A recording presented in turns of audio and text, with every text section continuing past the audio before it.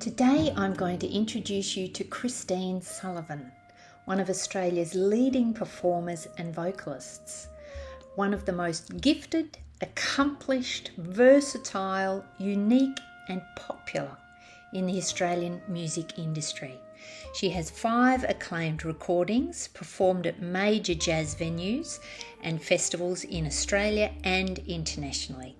Christine spends her time between Australia and Brooklyn, New York City, living, writing, recording, producing and teaching. Last night I woke only to feel you breathing, shadows feathering your face. And so now, Christine Sullivan, what's your thinking about art in your life? Gosh, what a question. It's a huge question, Celia. It is, for me, art is really a necessity. It's a haven for me. And I think it's my, I don't want to say safe space, but I will. It's a safe space. It's a space where I can really relax and expand. It's a space where anxiety dissolves. I can, if it's somebody else's art that I'm seeing, experiencing, standing in front of a painting, admiring a sculpture, taking my time to walk out of our busy lives and our complex, structured lives and walk into a beautiful space surrounded by artistic creations. It's an escape. It soothes the mind. You just learn different perspectives. You can see different things in the same work of art at different times. Art is evocative, and I just think it's really necessary for someone like me and for many people, I imagine. And I can't imagine that it wouldn't be supported by societies and communities.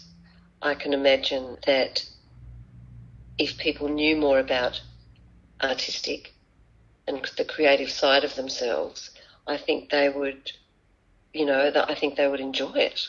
And I think that most people would really love, to do something as simple as finger painting, just to get their hands amongst lots of vibrant colours and just splash around to start with, just to kind of get people to explore, materials or possibilities. If this was available, and you see this available in galleries throughout the world where people can participate more, I think that's a lovely way of just introducing this side of them, just stimulating this side of themselves that people often, kind of programmed to ignore, I guess. I've been surrounded with artistic people for the most part of my life, and I couldn't really imagine a life without that personally. And I do also know people that don't have art in their life, people that are very pragmatic, beings, and they work in, they might be nurses and doctors and scientists and various people. A lot of them have got their favourite songs, but a lot of people just really don't listen to music, for example, like ever. It's not part of their life. And I remember, when I was a mentor and a teacher for singers, I would say to them, the world is an enormous place and there are millions and millions of people that are not interested in music, or art. They just want to do other things, and that's perfectly fine and gorgeous. And everybody's happy still. I don't think art has all the answers for everybody or is going to save the planet or anything. But I just think it's a lovely place to get lost in. There's nothing more beautiful, is there, to just, so if you're a photographer, to appreciate a sunset from the perspective, just looking at perspective and contrast. It's just another way of really understanding ourselves And I think to me it's important, to many it isn't. And I understand that too. But I just recommend it. I recommend it as a little holiday, a little break, try something. I think when you involve people too, if you involve the audience, like as a singer, I love to involve the audience. And I kind of learnt this from a drummer that I worked with, David Jones.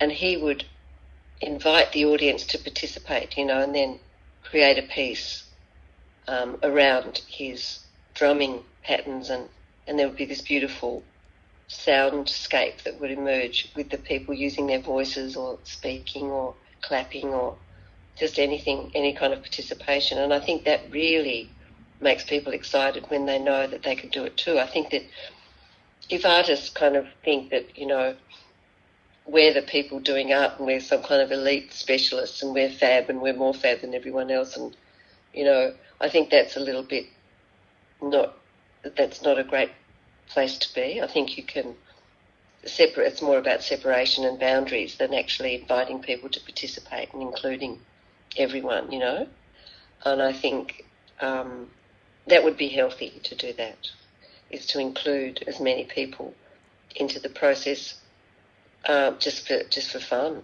And if they don't like it, that's good. Some people feel intimidated, probably, I can imagine, by having to explore those sides that have been repressed and or whatever. But I don't think art has all the answers. I don't think everyone should be an artist. I don't think that at all, and I'm not saying that, but I just feel as if, for me, it's been a lovely place to really escape, I think.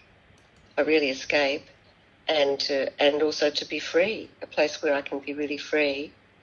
And, there aren't so many strictures there. There aren't so many rules and regulations and strictures that bind. And I think it's quite lovely. I think it's quite a lovely aspect of life and should be there for people to choose to appreciate or not. Beautiful. Thank you very much. Thank you. Great. I think I've covered everything, yeah. Yeah, lovely. Last night you said Very excitingly, Christine has just released a book, The Singer's Companion, Personal Wisdom from the Global Music Industry. It's curated by Christine and Monica Roloff, and it includes contributions from over 100 singers. It is the most generous, beautiful book to dive into.